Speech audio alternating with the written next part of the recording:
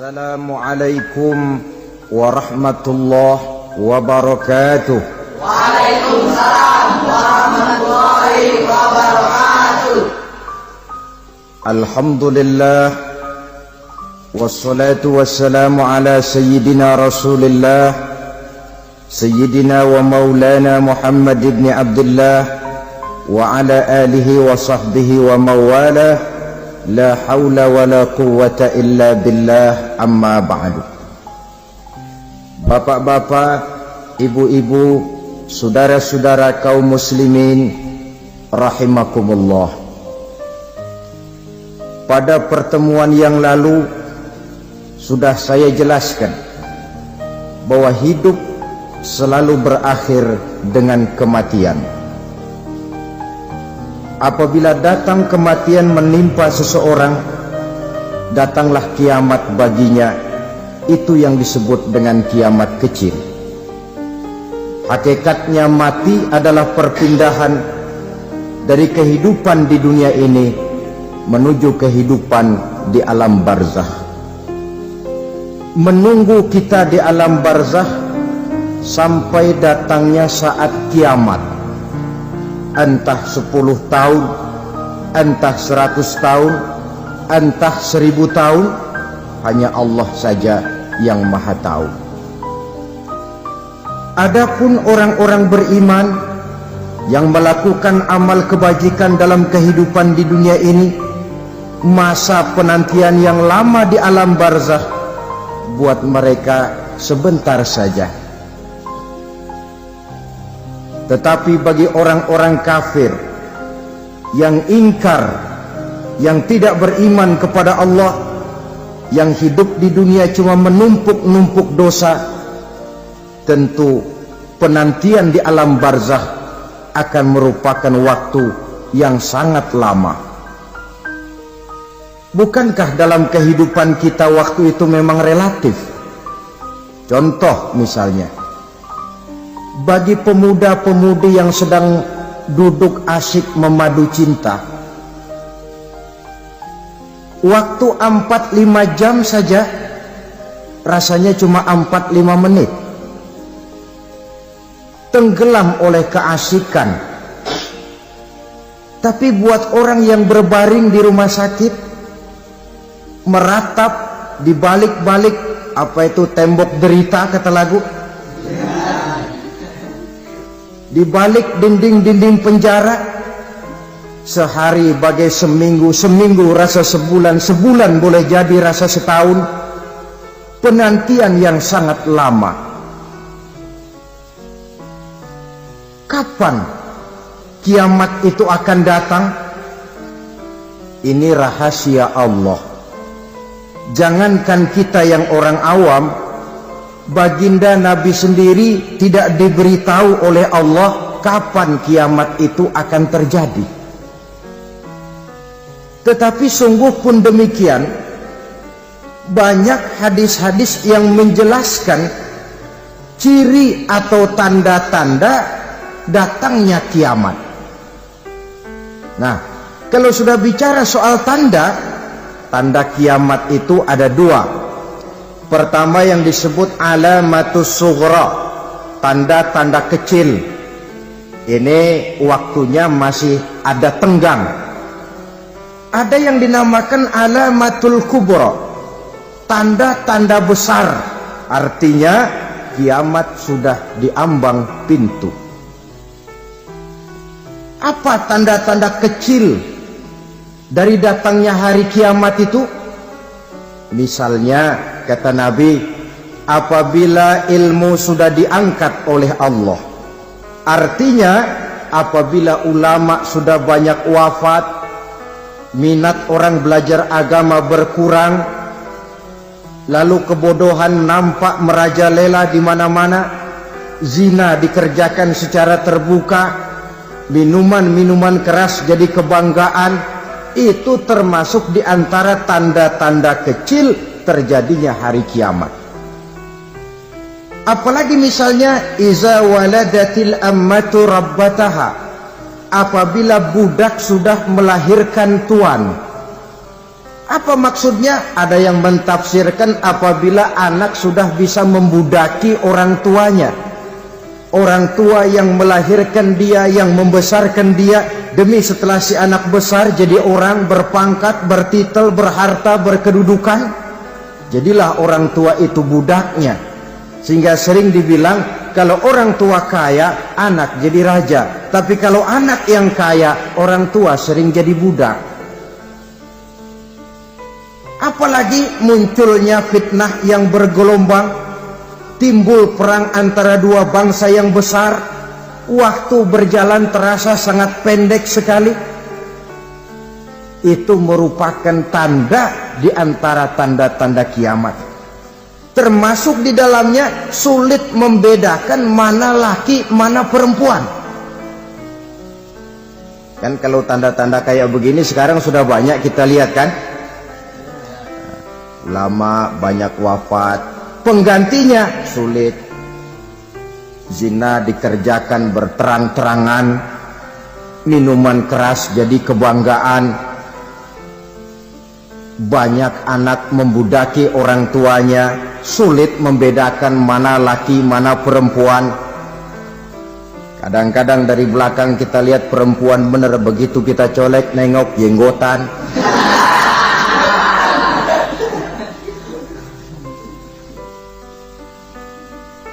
Ini termasuk tanda-tanda kecil, masih ada tenggang sampai akan terjadinya kiamat itu. Nah, yang dimaksud dengan tanda-tanda besar, ini tanda besar artinya kiamat sudah di ambang pintu. Pertama, matahari terbit dari sebelah barat. Apabila matahari sudah terbit dari arah sebelah barat, tertutuplah sudah pintu taubat. Bersabda Nabi kita, la taqumus sa'atu hatta tatlu'a syamsu min maghribiha. Tidak akan datang hari kiamat sampai matahari terbit dari arah sebelah barat. Fa iza tala'at, manakala matahari telah terbit dari arah sebelah barat, wara'ahan nasu, manusia banyak menyaksikan itu, amanu ajma'un, mereka pun lalu beriman. Yang tadinya kafir, yang tadinya ingkar, yang tadinya membangkang, setelah melihat matahari terbit dari sebelah barat, buru-buru beriman, berlomba-lomba mengucap dua kalimat syahadat. Tapi apa yang terjadi? Kata Nabi, wadzalika hina la yanfa'u nafsan imanuha lam takun amanat min qabl. Hari itu adalah hari yang iman sudah tidak berguna lagi bagi seseorang apabila sebelumnya memang dia tidak pernah beriman. Au kasabat fi imaniha khaira, atau beriman tetapi tidak pernah melakukan kebajikan di dalam keimanannya itu. Hari yang sudah kasib, hari yang sudah terlambat, beriman tidak akan ada gunanya lagi. Ini pelajaran buat kita. Sebelum sang surya terbit dari sebelah barat, sebelum nafas sampai di tenggorokan, artinya pintu taubat masih terbuka. Kalau dua hal itu sudah terwujud, nafas sudah sampai di kerongkongan atau matahari sudah terbit dari arah sebelah barat, tertutuplah sudah pintu taubat. Tak ada lagi gunanya pangkat, jabatan, harta, bahkan beriman pun dalam suasana macam itu. Too late, kata orang Kulon. Sudah terlambat. Matahari terbit dari arah sebelah barat. Itu tanda besar, artinya kiamat sudah di ambang pintu. Lalu apalagi tanda besar? Munculnya Dajjal. Dajjal artinya pendusta-pendusta yang menyesatkan manusia. Ada dua macam Dajjal, saudara. Ada Dajjal kecil, ini Dajjal kelas teri. Kalau ini sejak zaman Rasulullah sudah ada itu. Tiap zaman ada. Di zaman Rasulullah misalnya ada yang bernama Aswad al-Unsi dari Yaman, ada yang namanya Musailamah al-Kazzab dari Yamamah, ada yang namanya Ibnu Sayyad dari Madinah. Ini dajjal-dajjal di zaman Rasul. Musailamatul Kazzab memproklamirkan diri jadi nabi, dia di zaman Rasul masih hidup. Ini dajjal zaman Nabi. Di zaman sahabat muncul dajjal-dajjal. Di zaman kita sekarang ini dajjal-dajjal pun gentayangan. Dajjal-dajjal kelas teri. Kerjanya mendustakan manusia, menyesatkan manusia, memalingkan manusia dari jalan yang benar dan diridhoi oleh Allah Subhanahu wa taala. Adapun yang merupakan tanda besar dari datangnya kiamat, dajjal-dajjal kelas kakap, pembohong-pembohong besar yang menyesatkan masyarakat manusia berpaling dari jalan Allah mengikuti jalan mereka. Apa sih ciri dajjal itu? Kata Nabi dalam hadis Bukhari Muslim, "Innad dajjala", sesungguhnya yang namanya dajjal itu yakhruju, satu saat akan muncul mendekati hari kiamat. Wa inna ma'ahu ma'an, si dajjal ini membawa air, wa naran, dan juga membawa api. Dua simbol. Di tangan yang satu dia bawa air, di tangan yang satu dia bawa api. Wa ammal ladzi yarahu an-nasu ma'an fanarun, adapun yang orang banyak lihat air, hakikatnya adalah api. Yang dilihat api, hakikatnya adalah air. Oleh sebab itu, kalau api yang ditawarkan, ambillah air. Kalau air yang ditawarkan, pilihlah api. Maksudnya apa ini? Ini bahasa simbol, saudara-saudara. Dajjal bicaranya seolah-olah untuk kepentingan manusia, menawarkan surga. Surga yang dia tawarkan hakikatnya neraka. Hai manusia, kalau kau mau bahagia, jangan dekat-dekat dengan agama. Sholat itu tidak efektif dan efisien, tidak produktif dari segi ekonomi itu. Menghadiri majelis taklim cuma buang-buang waktu. Tahajud, tasbih, tahlil, baca Quran, apa itu? Pekerjaan mubazir saja. Hidup ini cuma sekali, masa yang cuma sekali, manfaatkan dengan sebaik-baiknya. Mumpung, dibawanya sifat mumpung tetapi dalam pengertian yang sangat negatif. Bicaranya seolah-olah untuk kepentingan manusia, tetapi sebenarnya menjerumuskan manusia. Menawarkan air, tapi sebenarnya api. Menawarkan api, tapi hakikatnya air. Buat apa kamu sholat? Buat apa kamu bayar zakat? Buat apa kamu puasa? Surga yang dicanangkan dajjal, hakikatnya neraka. Neraka yang digambarkan dajjal, pada dasarnya adalah surga. Jadi memutarbalikkan fakta itu kerjaan dajjal. Yang hak jadi batil, yang batil dibilang hak, yang benar jadi salah, yang salah malah jadi benar.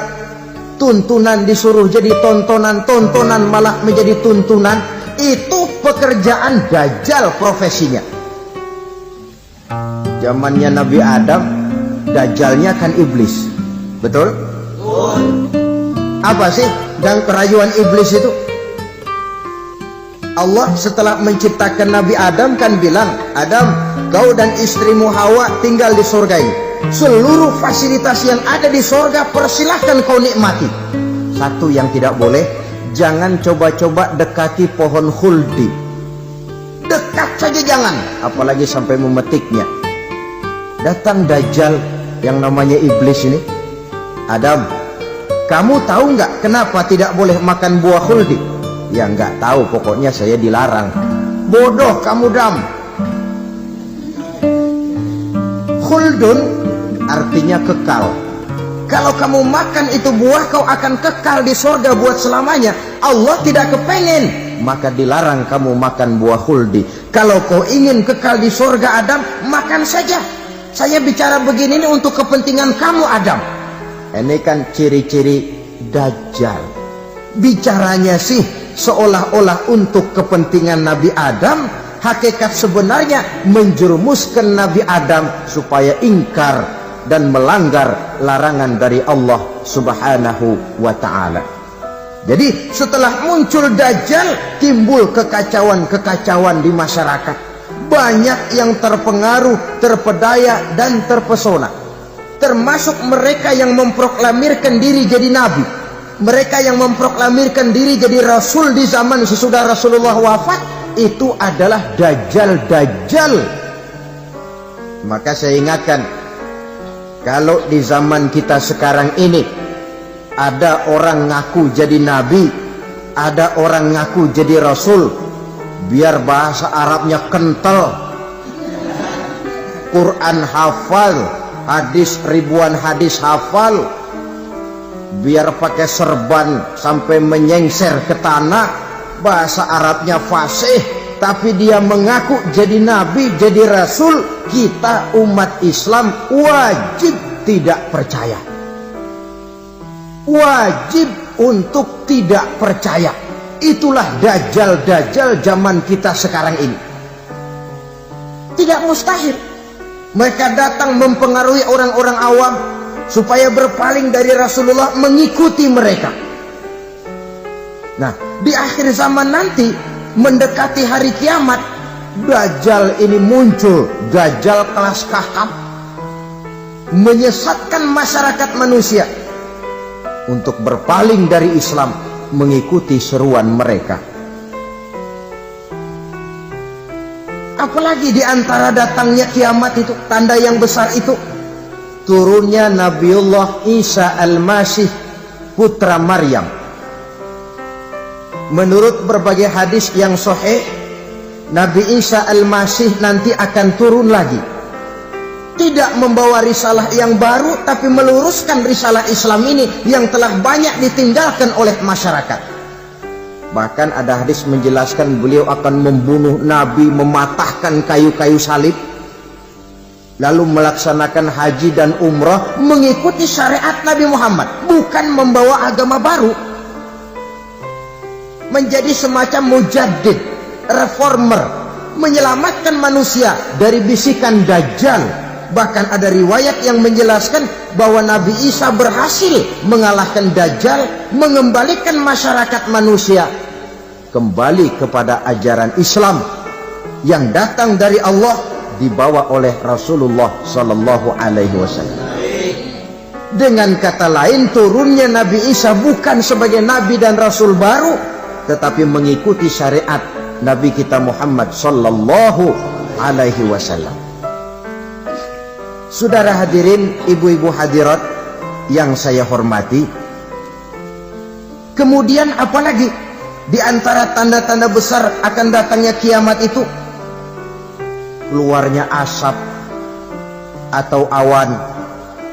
Kata Nabi, inna min asrati sa'ah dukhanan yamla'u ma bainal masyriqi wal maghrib. Di antara tanda-tanda kiamat, munculnya awan atau asap yang memenuhi antara langit dan bumi. Ini pun diperkuat dalam surah Ad-Dukhan ayat 10. Fartaqib yauma ta'tis sama' bidukhanin mubin fayughshan nas hadza azabun alim. Bagi orang-orang yang beriman, mereka biasa-biasa saja. Tapi bagi orang kufur, datangnya asap dan awan ini merupakan azab yang kelewat pedih. Barangkali sedikit mendekati gambaran tentang azab yang pedih ini, saya ingatkan alam pikiran kita kepada peristiwa yang belum lama terjadi. Pernah dengar berita bocornya reaktor nuklir di Chernobyl, Uni Soviet? Pernah dengar? Bocornya reaktor nuklir di Chernobyl yang mengakibatkan ratusan bahkan sangat mungkin ribuan nyawa.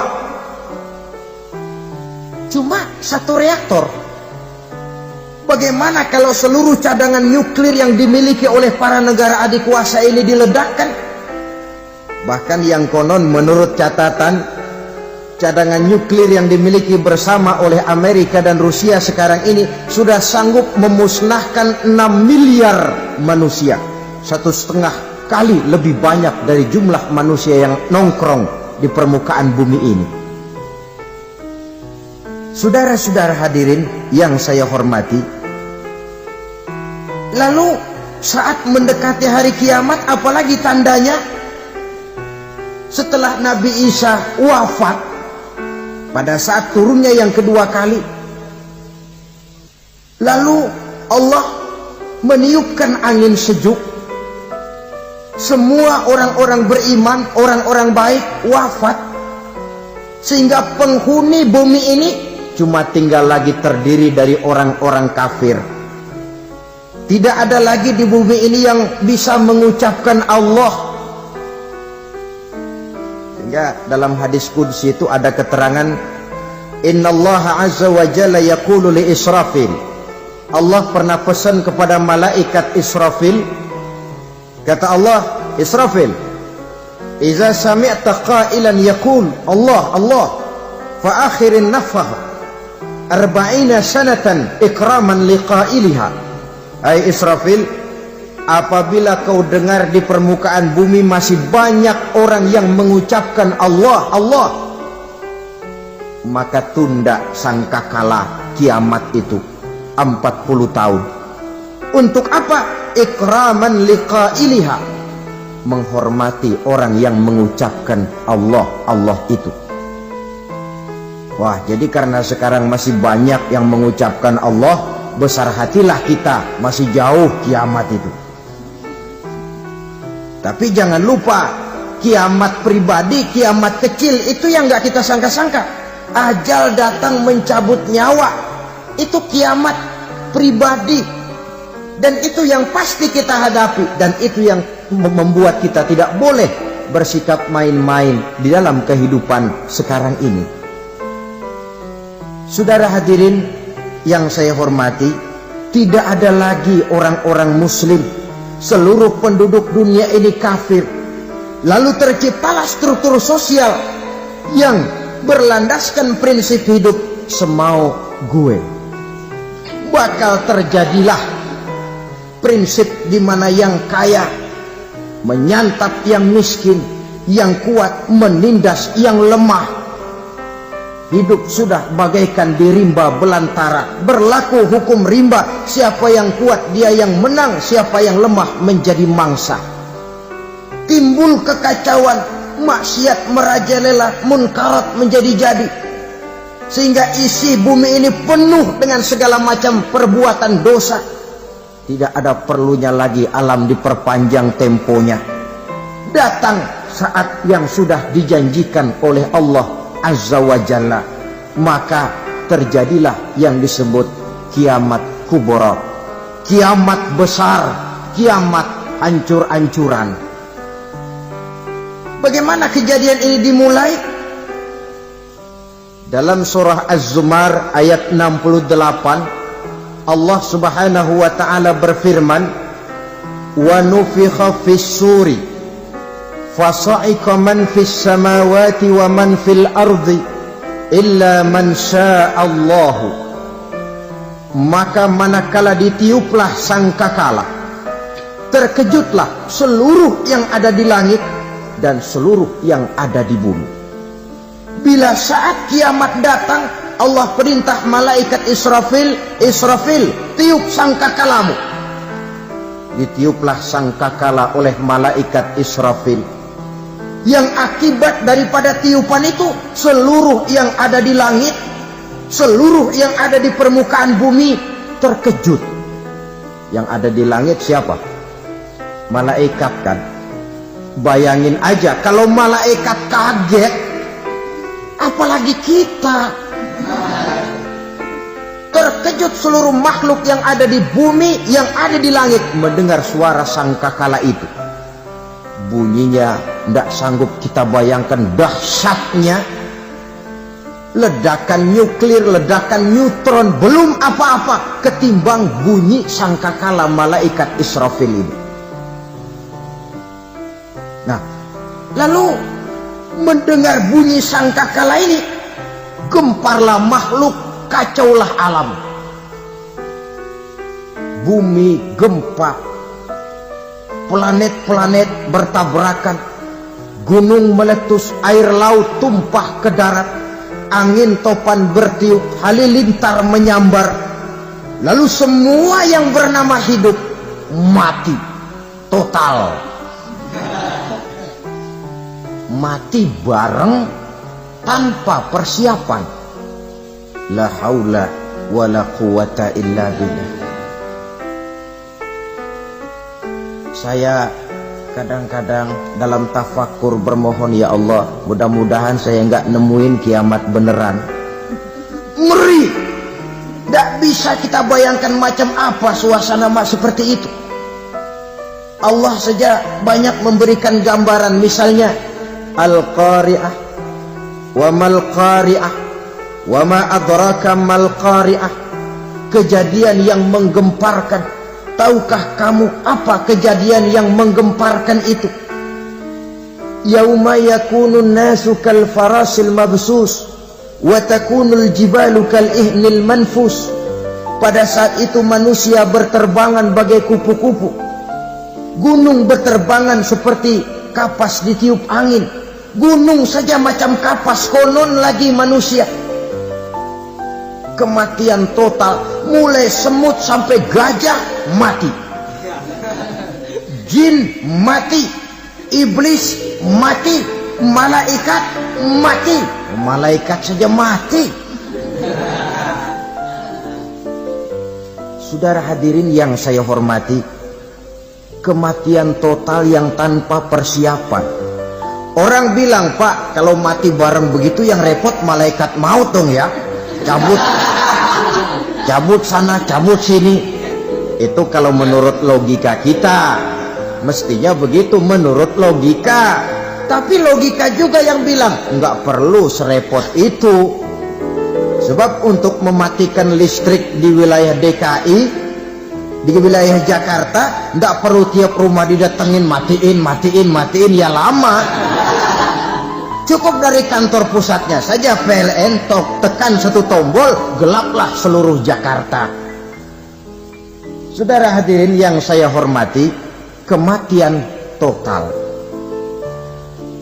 Lalu setelah kematian total, planet-planet juga mati, dalam arti tidak bergerak dan beredar. Angin mati, dalam arti tidak bertiup. Air mati, dalam arti tidak ada riak gelombang. Pokoknya semua mati. Kullu nafsin za'iqatul maut, semua yang bernafas mati. Dalam ayat lain, kullu man 'alaiha fan, semua yang ada di permukaan bumi fana.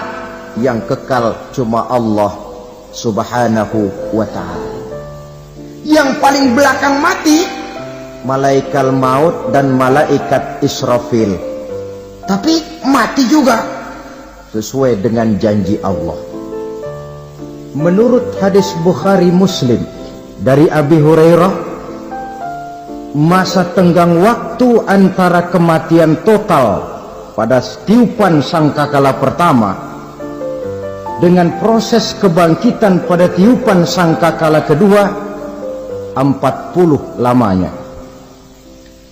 Tidak dijelaskan oleh Abi Hurairah 40 jam, apa 40 hari, apa 40 tahun. Hadis-hadis cuma menyebutkan 40 saja. Sunyi alam, yang tinggal cuma Allah saja lagi. Ketika itu Allah berseru-seru, katanya, limanil mulkul yauma, siapa para penguasa hari ini? Mana itu raja-raja dan penguasa yang dulu mengaku jadi Tuhan? Fir'aun, mana Fir'aun sekarang? Yang dulu jadi raja, merasa berhasil, sombong, lalu tidak mau turun-turun dari kekuasaannya. sampai kepada puncak kekurang ajarannya mengangkat diri jadi Tuhan. Mana itu Fir'aun? Namrus, mana sekarang Namrus? La ilaha illa ana, ternyata tidak ada Tuhan lain selain daripada aku, kata Allah. Proses kemudian, saudara-saudara, turunlah hujan dari langit. 40 lamanya hujan itu, tidak jelas juga 40 jam apa 40 hari. Setelah air turun membasahi, datanglah tiupan sangkakala yang kedua. Semua yang bernama mati bangkit dari kuburnya masing-masing. Ini yang disebut Yaumul Ba'thi, hari kebangkitan. Allahu Akbar. Pada saat kita bangkit dari kubur kita masing-masing, kumpul di padang mahsyar namanya. Bayangin aja, saya sendiri nggak sanggup bayangin.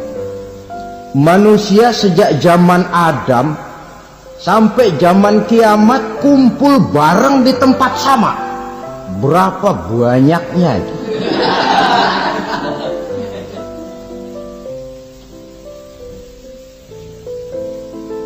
Dan yang luar biasa menurut satu riwayat, pada saat bangkit itu, Masya Allah, roman muka kita berubah, disesuaikan dengan amalan kita waktu di dunia ini. Barang siapa yang waktu di dunia amalannya itu amalan tikus, di akhirat nanti dia bangkit dari kubur, mukanya seperti muka tikus. Gagah betul badannya, tapi mukanya seperti tikus. Kenapa? Amalannya waktu di dunia seperti amalan tikus. Apa amalan tikus itu? Suka ngegeragoti barang yang sudah disimpan rapi-rapi. Orang sudah simpan uang rapi-rapi, simpan perhiasan rapi-rapi, digeragoti oleh tikus. Maling-maling, pencoleng-pencoleng, koruptor-koruptor, itu nanti di akhirat nanti kita lihat mukanya seperti muka tikus. Oh, ini waktu di dunia suka nyolong, hanya seperti muka tikus. Barang siapa yang waktu di dunia ini amalannya itu amalan macan, dia akan bangkit nanti mukanya seperti muka macan. Apa amalan macan? Macan itu amalannya menang-menangan. Orang yang mau menang saja nggak mau mengalah. Coba lihat di hutan, kenal hutan nggak?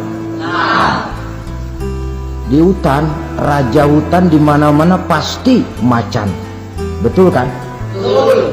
Padahal hutan belum pernah bikin pemilihan umum.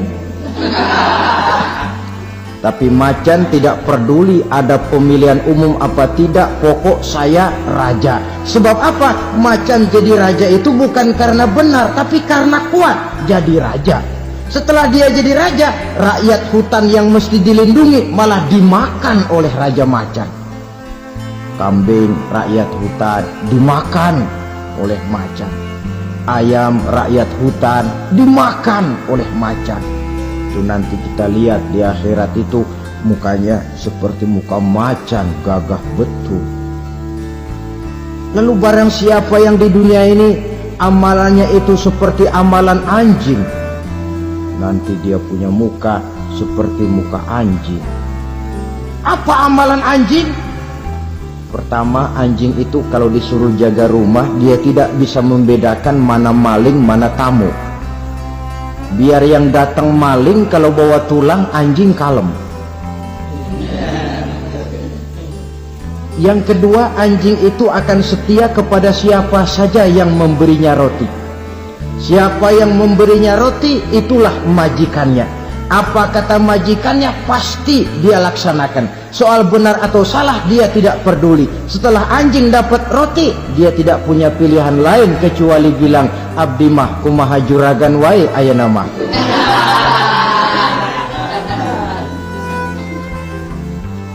Saudara hadirin yang saya hormati,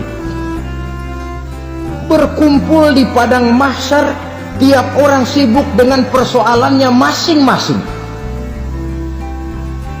Matahari waktu itu didekatkan oleh Allah, panas luar biasa.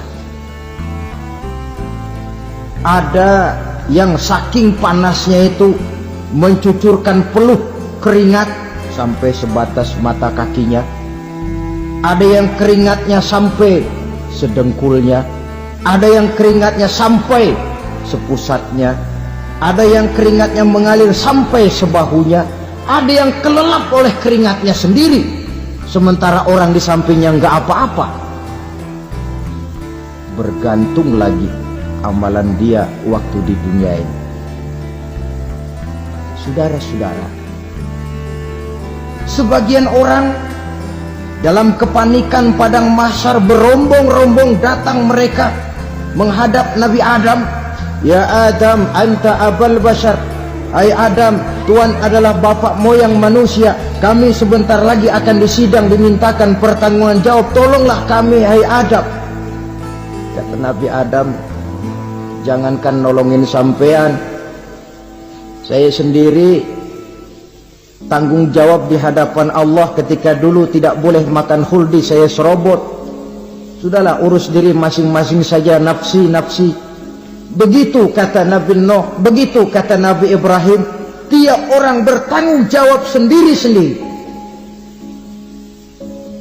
Ketika itulah saudara-saudara, nikmatnya menjadi umat Nabi besar Muhammad sallallahu alaihi wasallam. Sebab apa? Walaupun menurut abjad kita ini umat paling belakang, paling belakang kita ini toh, karena Nabi Muhammad adalah Nabi akhir, tapi akan dihisap lebih dulu, lewat di atas sirat lebih dulu, masuk surga lebih dahulu ketimbang umat-umat belakangan. Ketika Rasul mendekati ajal, beliau tanyakan itu kepada malaikat Jibril.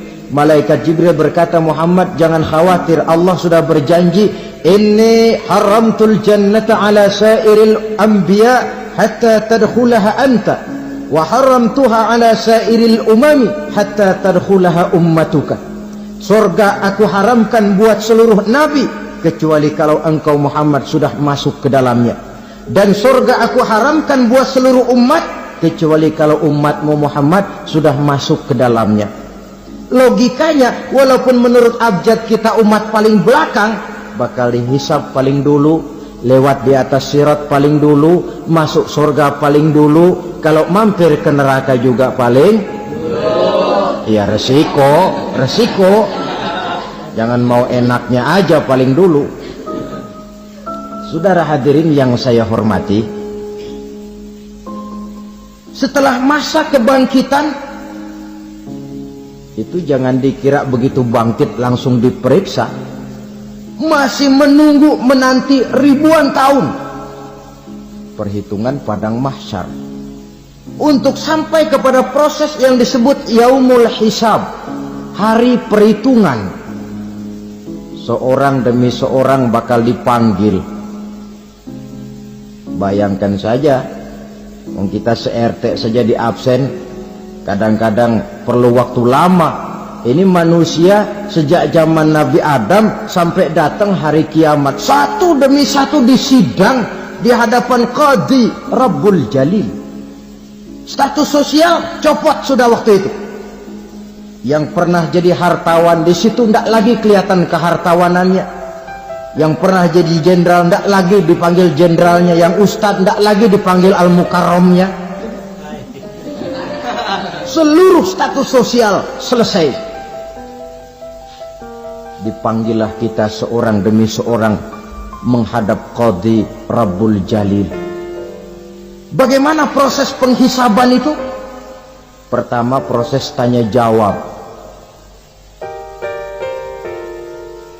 Di antaranya ada hadis menyatakan, lan tazula qadama 'abdin yaumal qiyamah hatta yus'ala an arba'i khisalin.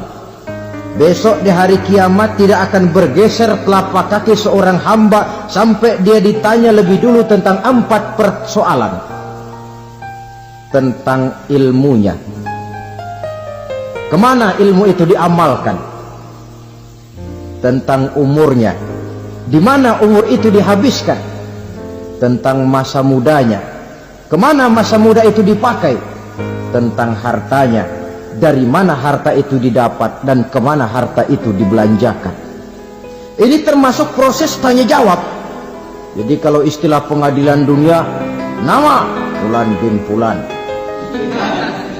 Kamu waktu di dunia diberikan umur panjang untuk apa? Pernah mengalami masa muda, kemana kau habiskan masa remajamu? Kau diamanahkan ilmu, dengan apa ilmumu kau amalkan? Kau diberikan harta, dari mana harta kau dapat, kemana kau belanjakan? Tak seorang pun yang bisa mungkir. Sebab apa? Dikala itu yang menjadi saksi bukan orang. Yang menjadi saksi adalah seluruh anggota badan kita. Tangan bicara, kaki jadi saksi terhadap seluruh amalan yang pernah kita kerjakan pada saat kehidupan di alam dunia ini.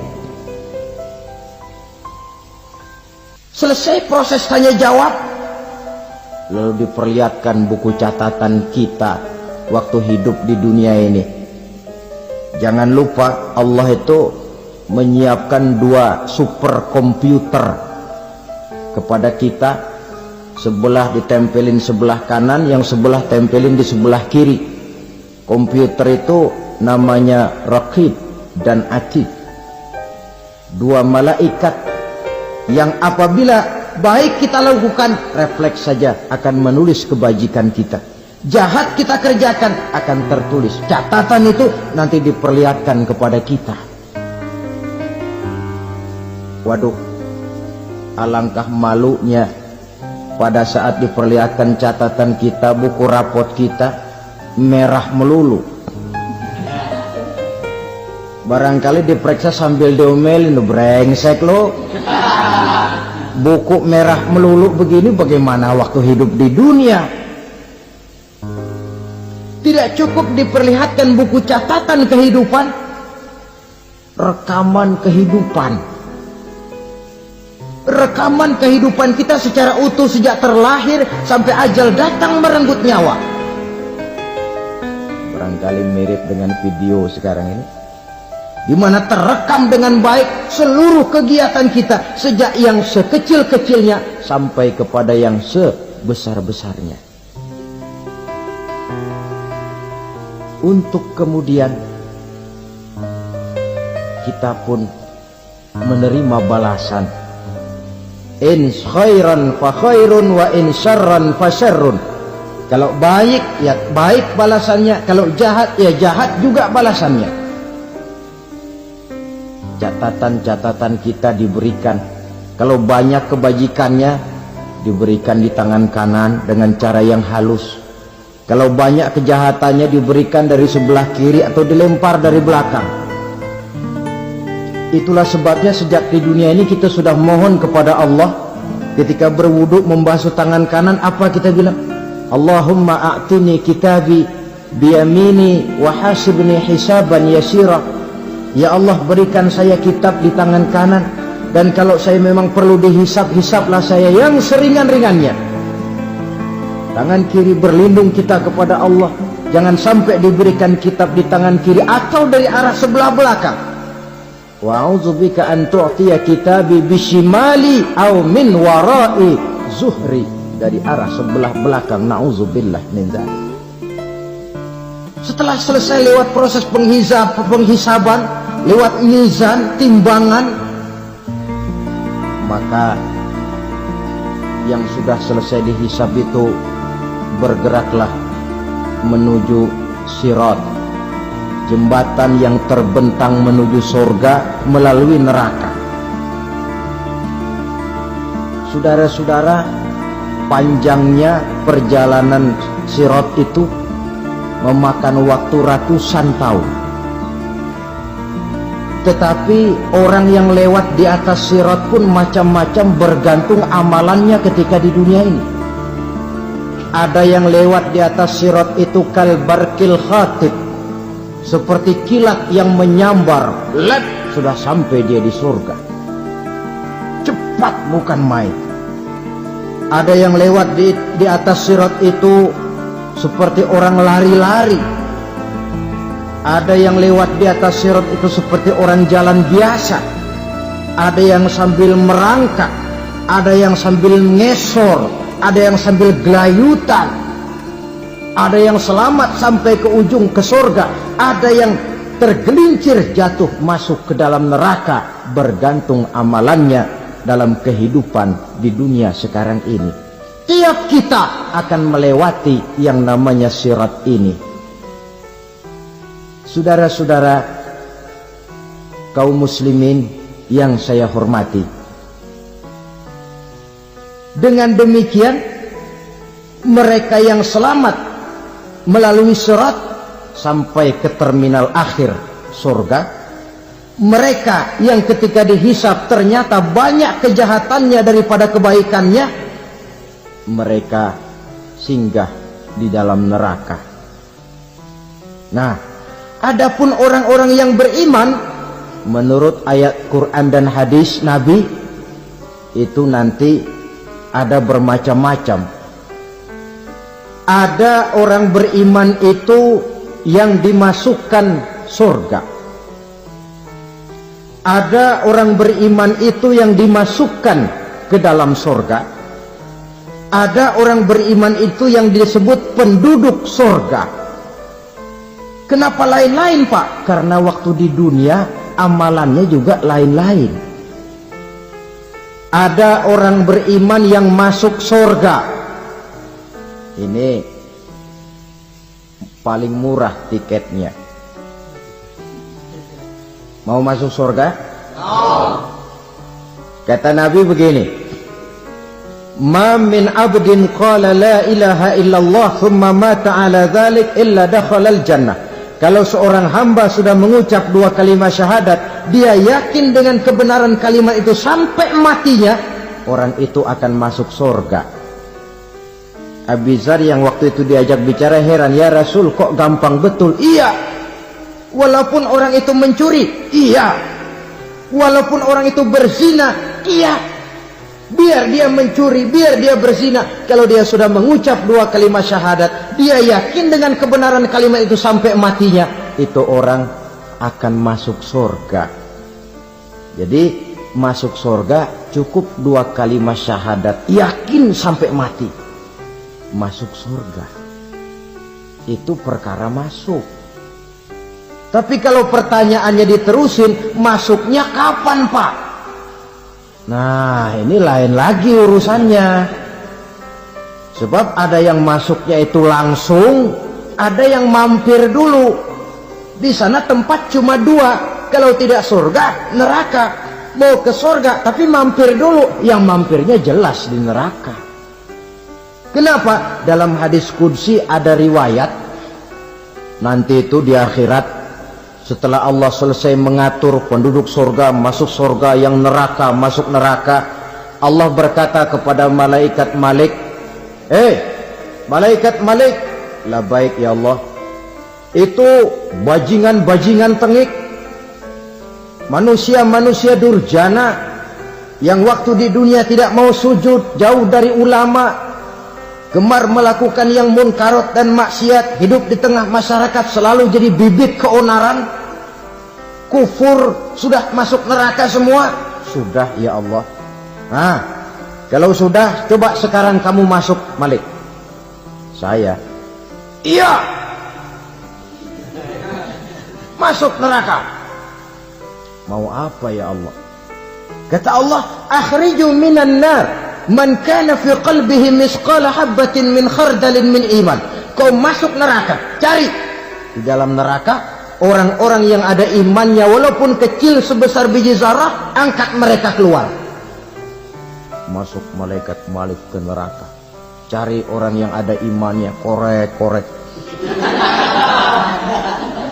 Ya repot, udah pada gosong. yang ada imannya diangkat ke atas, yang ada imannya diangkat ke atas, lalu dimandikan di Nahrul Hayat, namanya sungai kehidupan di akhirat nanti. Cakep lagi rupanya, bersih lagi wajahnya, apel di hadapan Allah. Kata Allah, bagaimana mas? Kapok nggak sampean? Kapok ya Allah. Nah, kalau kapok, idhab fadkhulil jannah, pergi masuk surga sana. Berangkat mereka ke surga, ketemu sama teman-temannya yang udah sampai lebih dulu, yang nggak pakai mampir lagi. Terjadi dialog. Kata teman-temannya yang udah pada nyampe duluan, mas, iya, emang baru sampai? Saya baru sampai. Memang mampir di mana dulu mas? Kita sudah lama sampai di surga. Saudara buka surah Al-Muddatsir ayat 34-35. Ma salakakum fis saqar? Kenapa kamu mampir di neraka Saqar? Qalu lam nakum minal musallin. Mereka menjawab, kami mampir di neraka Saqar mas, gara-gara dulunya kami waktu di dunia ndak pernah sholat. Ndak pernah sholat? Ndak pernah. Karena rumahnya dekat masjid, cuma dekat doang mas. Sholat mah enggak saya. Nggak pernah ngasih makan fakir miskin, nggak pernah hadir di majelis taklim, pendeknya nggak pernah melakukan kebajikan. Maka saya pun mampir di neraka Saqar. Untung betul saya punya iman mas, sedikit. Waktu hidup di dunia dulu saya pernah mengucap 2 kalimat syahadat, sekali-kalinya waktu mau kawin. Masya Allah. Untung saja kawin, kalau nggak kawin polos.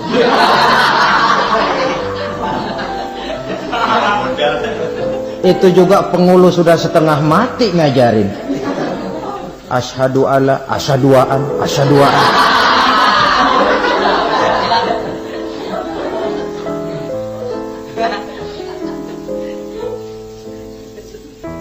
Ini namanya masuk surga, ada mampir dulu. Ada pula orang mukmin itu yang dimasukkan surga. Namanya dimasukkan kan terima beres. Saya masuk ke rumah, jalan sendiri, cari tempat sendiri. Saya dimasukkan ke dalam rumah, terima beres, pokok ada di dalam, itu dimasukkan namanya. Nggak pakai mampir. Tapi tentu tiketnya lebih mahal ketimbang yang pertama tadi. Apa kata Allah? Innal ladzina amanu wa amilus salihat la ukaffiranna anhum sayyi'atihim wa la udkhilannahum jannah.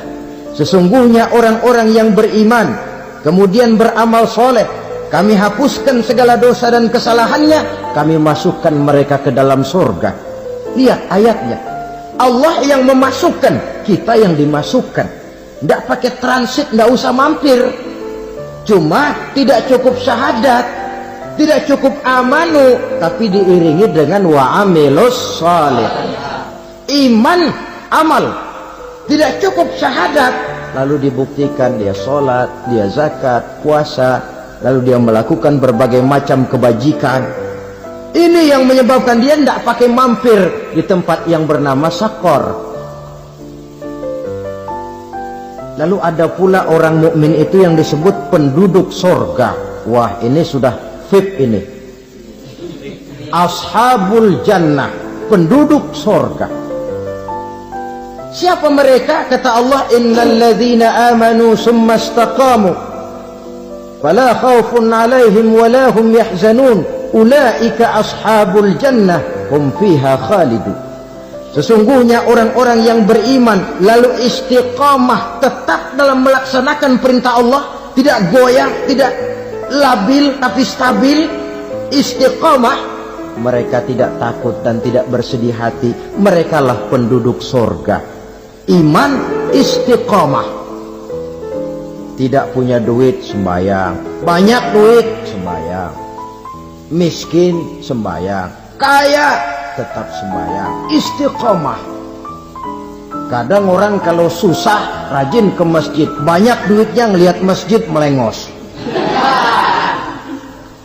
Itu yang dibilang waktu miskin hamba Allah, setelah kaya jadi hamba harta. Bergeser, tidak ada nilai istiqomahnya. Saudara-saudara, dengan begitu penduduk neraka itu dua. Ada penduduk permanen, ada penduduk yang semi permanen. Yang semi permanen orang-orang beriman yang mempunyai dosa besar. Mereka masuk ke neraka untuk menerima azab sesuai dengan dosanya. Bila selesai masa azab itu, mereka akan diangkat untuk ditempatkan kembali ke dalam surganya Allah Subhanahu wa ta'ala. Nah, dikala itulah saudara-saudara, ada yang disebut syafaat dari Rasulullah Sallallahu Alaihi Wasallam. Tapi tentu jangan lupa, syafaat ini ibarat kain menambal dia. Kita punya kain bolong-bolong sedikit, syafaat yang menambal. Sholat kita ada kurang dikit, sedekah kita ada campur riak dikit, amalan kita ada tidak karena Allah dikit. Kita berharap syafaat. Jadi biarlah kain masih bolong-bolong, yang penting punya kain. Tapi kalau kainnya tidak ada, yang ditambal apanya? Sholat tidak, puasa tidak, zakat tidak, berharap syafaat saja. Terlalu berlebihan itu. Saudara hadirin yang saya hormati, apabila selesai proses penghisaban, proses penghitungan, maka dikala itulah manusia terbagi dalam dua kelompok besar. Fariqun fil jannah wa fariqun fis sa'ir. Sekelompok orang-orang beruntung yang masuk ke dalam surga, dan sekelompok lagi masuk ke dalam neraka. Akan memakan waktu untuk menceritakan sifat surga dan neraka, tapi insya Allah pada kesempatan pertemuan lain saya sampaikan. Namun sebagai gambaran umum cukuplah saya sampaikan sebuah hadis qudsi. Allah jelaskan, a'dadtu li'ibadiyas salihin ma la 'ainun ra'at wa la uzunun sami'at wa la khatara fi qalbil bashar. Aku sediakan buat hamba-hambaku yang soleh, yang tidak pernah terlihat oleh mata, tidak pernah terdengar oleh telinga, dan belum pernah terdetik dalam hati manusia. Jadi kenikmatan surga belum pernah dilihat mata, belum pernah didengar telinga, belum pernah terdetik dalam hati. Pedihnya azab neraka belum pernah terlihat mata, belum pernah terdengar telinga, belum pernah terdetik dalam hati. Saudara hadirin yang saya hormati, oleh karena itu sebagai uraian akhir daripada kiamat ini, marilah sama-sama kita memanfaatkan hidup dengan sebaik-baiknya, supaya jangan timbul penyesalan di hari kemudian nanti. Mudah-mudahan kita seluruhnya diselamatkan Allah dari azab neraka dan mendapat surga dan ridhonya. Sekian dan demikianlah pertemuan kita kali ini. Terima kasih banyak atas segala perhatian. Mohon maaf atas segala kekurangan. Usikum wa nafsi bitaqwallah. Wassalamualaikum warahmatullahi wabarakatuh.